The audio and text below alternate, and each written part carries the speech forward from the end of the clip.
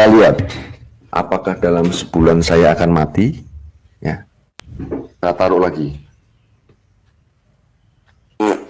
Salam sobat kabar baik semuanya, apa kabar? Saya berharap Anda semua dalam keadaan sehat dan tetap dalam pertolongan Tuhan kita Yesus Kristus.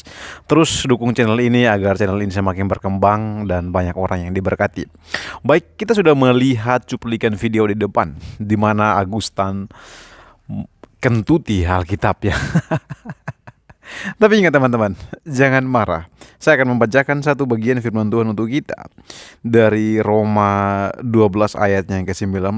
Demikian firman Tuhan. Saudara-saudaraku yang kekasih, janganlah kamu sendiri menuntut pembalasan, tetapi berilah tempat kepada murka Allah. Sebab ada tertulis, pembalasan itu adalah hakku. Akulah yang akan menuntut pembalasan, firman Tuhan.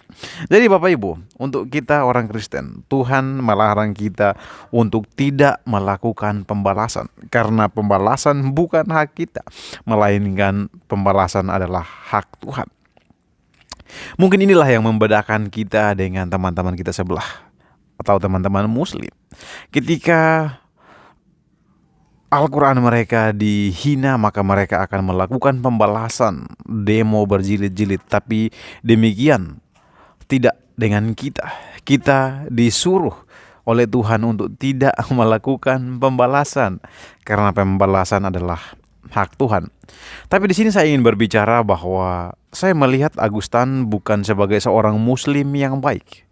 Karena seorang Muslim yang baik, Al-Qurannya jelas memerintahkan untuk tidak melecehkan atau tidak menghina simbol atau kepercayaan orang lain. Itu yang saya tahu tentang teman-teman Muslim. Karena itu saya pastikan bahwa Agustan bukan seorang Muslim yang baik.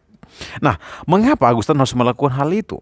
Teman-teman, kita tahu bahwa pola yang digunakan oleh para mualaf itu sama. Ketika mereka pindah dari Kristen, pindah iman, dan mereka menjadi orang Muslim, mereka akan melakukan berbagai macam cara untuk menarik perhatian banyak orang.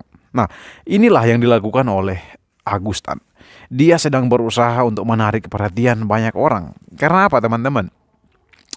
Jika Bapak Agustan tidak melakukan hal itu, maka dia tidak akan mendapatkan makanan. Dia mau makan dari mana kalau dia tidak membuat sensasi-sensasi seperti itu? Poin kedua adalah, seperti yang saya sudah katakan, dia bukan seorang Muslim yang baik. Seorang Muslim yang baik, dia harus bersikap baik.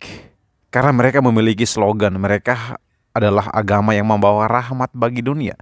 Jadi menurut saya, seorang Muslim yang baik tidak seperti yang dilakukan oleh Agustan, di mana dia melecehkan kitab suci orang lain. Dia kentuti kitab suci orang lain, dan itu hal yang tidak pantas untuk dilakukan oleh seorang Muslim. Sepakat teman-teman?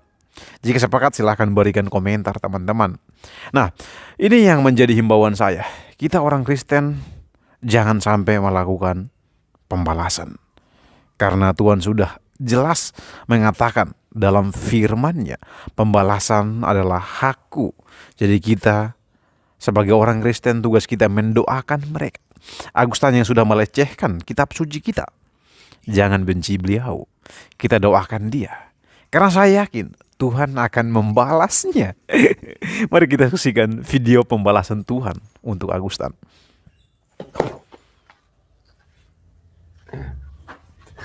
Kita lihat apakah dalam sebulan saya akan mati. Ya, kita taruh lagi. Ya. Kita lihat nanti apakah Agustan akan mati ketika Alkitab ditaruh di pantat.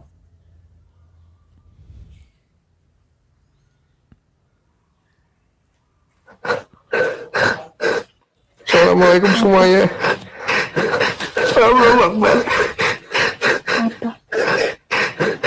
Allahu Akbar. Di sini teman-teman, Tuhan Yesus tidak langsung membalas Agustan seperti memang yang menjadi permintaannya ya. Apakah dia akan mati? Tidak. Karena menurut saya, Tuhan memberikan kesempatan kepada Agustan untuk bertobat. Jika Agustan masih terus melakukan hal yang sama, lihat saja.